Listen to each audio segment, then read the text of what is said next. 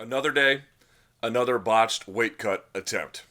So, breaking news on Friday, October 2nd, here in 2015, Johny Hendricks versus Tyron Woodley is off. The co main event of UFC 192 is now no more.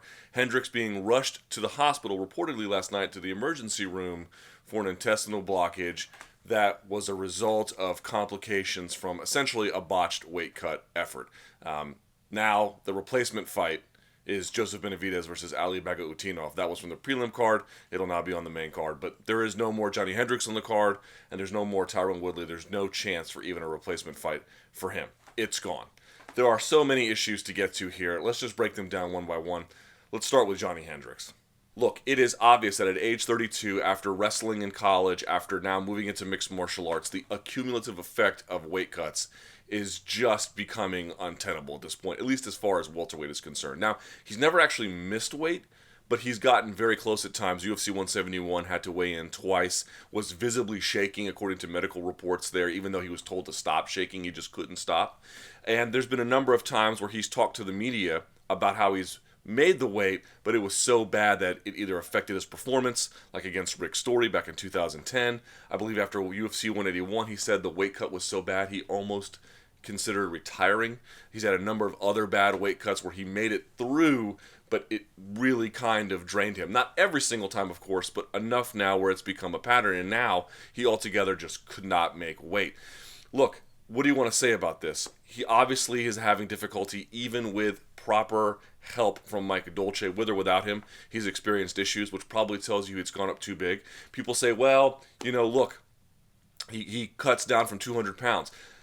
That, to me, is not unusual. There's a lot of welterweights who cut from 200. It's when he gets up to 210 or 218 that he begins to have difficulty. But really, it's more than that. If you look at all the weight cuts he's had in his athletic career, from college, maybe even high school as well, and now up into his 30s as an adult man, as a fighter, you're talking about if you take another fighter slash former wrestler who's had at the same number of weight cuts, but maybe made them all manageable all the way through, not these drastic cuts, it's going to be easier for him to maintain as he gets into his 30s, as your body doesn't respond as well physically, and you don't have as much damage to your internal organs as a consequence. He's wrought so much havoc on his body that all of these cuts, even when he tries to manage it well, because remember, going into this week, he said the weight cut was going great, that it's just very, very difficult to meet the same demands that you were trying to before. It would be hard already in your 30s to cut the same amount of weight, but all that damage and all that punishment he's inflicted on himself from probably before he was 10 years old, through middle school, through high school, through college, and now as an adult man, it really has become a point now where even with managed help, even with Mike Dolce there, who was not there this time, but even when he is there, he complains about his inability to make the weight. This is obviously a serious, serious problem. Not just for his current physical health, but where he's going to go in his career. And really, this was a guy who, he's sort of approximating the villain he used to be in college by having this problem, not just the weight cuts themselves and the complaining, but now sort of suggesting, well, he didn't get a weight cut, or he didn't get a title shot because it was the fans' fault. He really is sort of with all of these missteps and miscalculations, and then these revelations after the fight about how tough it was for him, win or lose, he is not exactly currying fan favor. Whether or not that's a good or bad thing, or whether or not you fall on one side or the other, I'm not here to tell you to do that. I'm simply sort of reading the tea leaves here, and it's quite noticeable that he's doing damage to his relationship with UFC brass. He's doing damage to his own body, and has already done so much damage that he really has to make some serious calculations about where he's going to go forward, and has done some damage to his relationship with the existing fan base. He is in a very, very difficult spot, a turning point for his career. For a guy who was this close to getting another title shot for being a former champion, it's not clear he has any future at all at welterweight. And then there's Tyron Woodley, who just can't catch a break when it comes to opposition being where they're supposed to be and doing what they're supposed to be. So not only is Johny Hendricks now robbing him of what is basically a number one contenders fight, I mean, if not officially, certainly unofficially, Johny Hendricks, for all his problems, is the former champion, is entering this fight having done extremely well in his career, is poised, had this fight go forward, I should say was poised, if the fight had gone forward, to be in line for a title shot if he got past Tyron Woodley. And frankly, the odds makers were picking him to be the favorite, and I was going to pick him to win before this fight, but obviously that's not anything that's really available to us anymore. For Tyron Woodley, it's just such a bad thing to happen to him. Not only does Hendricks now, as we mentioned before, rob him of the current predicament, because if you beat Johny Hendricks, you not only get the redemption from losing to him in your college career, you now position yourself basically to get the winner of Lawler versus Condit. But more than that, it's the opponent previously, Kelvin Gastelum. Now that fight went forward, but he missed weight in such a way where even if you beat that guy, you wind up having to deal with all the questions from people outside the fight world saying, well, yeah, you beat him, but did you really beat the best version of him? Did you really have to face the guy that we all know to be the monster that he is? You are essentially in not a no-win position, but not a great win position. You are robbed routinely of the opportunity to prove yourself, and there's nothing you can do to fix that. For a fight to have significance, for a win to have value, it requires both competitors to uphold their end of the bargain. That's exactly what has to happen. When one doesn't, it not only robs them of the opportunity to do what they want to do, it robs the other person as well. So here's poor Tyron Woodley, who got a win over a very credentialed competitor in Kelvin Gastelum, but the win's effect was mitigated by the fact that he missed weight.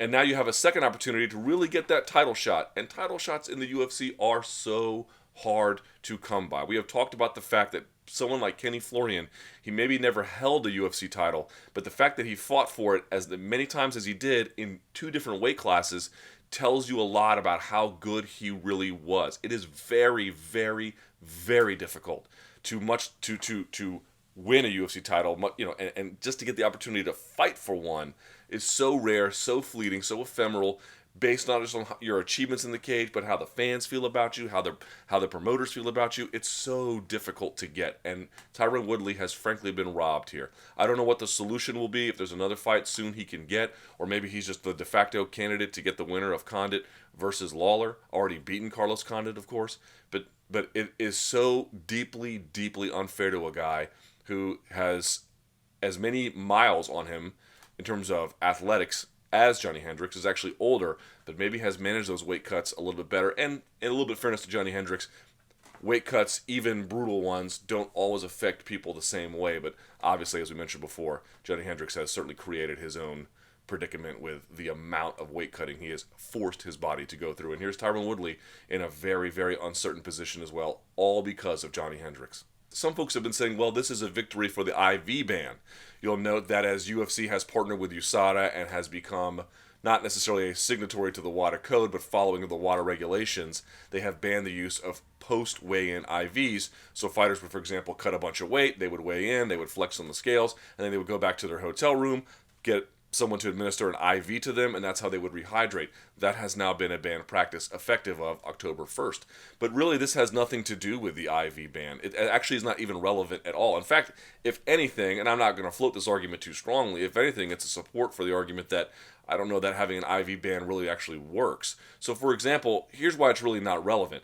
It's not like Johny Hendricks cut a bunch of weight and then went to the weigh-in and actually didn't need the IV, right? That would sort of prove that the IV ban was good, or that he made weight and then there were complications post-weigh-in that would say to you, well, he used to use the IV and now he doesn't, and this shows that reliance on the IV is unhealthy. Those would be stronger arguments or predicaments to prove the IV ban was in place. But here we have a fighter knowing full well he has no access to the IV after weigh-ins and still being unable to manage his weight cut, either by his own miscalculations, either from his made the correct calculations and his body quit on him from all the accumulated damage. It's hard to know. The details are a little bit scant at this point. But either way, it doesn't really support the argument that the IV ban is in any way relevant here or worked or is somehow a factor. And I don't think it really supports the idea that the ban is bad for fighters, but if it leans any one direction, it's that way. And then the last thing here to consider is what this means for the UFC. We're talking about a year where multiple fights on main cards, main events, co-main events have been scrapped, sometimes at the very last minute like this, because of some weight class issue or weigh-in issue or some injury issue or whatever the case may be. They've had to deal with a lot of this. Maybe not as bad as in years past, but it's not like it's been some sort of year where they've had to not deal with this problem at all. It's a big deal for them, and it affects their business, and I can see why they would be upset with guys and would want to encourage them, if not outright compel them, force them, coerce them into moving to appropriate weight classes. They obviously have some cause to be angry here. That's not in dispute. What can reasonably be done about it? Maybe you are in favor of the IV ban, and maybe down the road we'll begin to see situations like this help illuminate the fact that having an appropriate weight class is just in your long-term health interests and your career interests. But what's interesting to note about the weight cut issue at MMA is two things. One, it lacks the same easy solutions, easy is the word here, that collegiate wrestling has. In collegiate wrestling, after 3 wrestlers died some years ago in the same season, all within a short number of days and weeks between each other, they were able to institute some reforms, but those reforms are made possible by the fact that the school, the university, can oversee you. They can test your hydration day in, day out. They are essentially your guardians, your caretakers, your overseers. They just have a stronger ability to manage your life. These are grown men in the UFC. It's very, very hard to manage their affairs. There are some things you can do. Obviously, I'm not saying there's no solution, but it's just not as easy as saying, well, what does collegiate wrestling do? Let's borrow that. That would be almost impossible to do, either from a logistical or financial standpoint. The other point to consider here is that weight cutting is interesting because it's not just something that, what you find in MMA is a lot of things affect only certain levels. Right, there are things, situations that are very, very common to the amateurs that aren't very common to the pros, and vice versa. There are situations very common to the pros that are not very common to the amateurs. If there is one continuous presence that affects amateurs as much as it does low-level pros, as much as it does high-level pros, it is the ubiquity of weight management problems.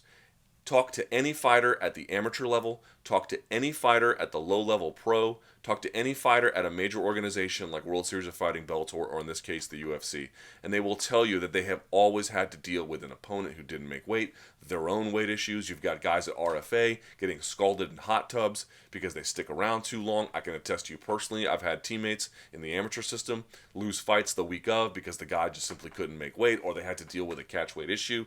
And here you see at the highest level, the co-main event in the welterweight division, one of the most stacked divisions in the world. These two guys might be number 1, number 2 in the whole division, depending on how things shake out, and you have a guy who can't manage his weight. It is such a prevalent problem at every level of MMA in ways that most other problems are not.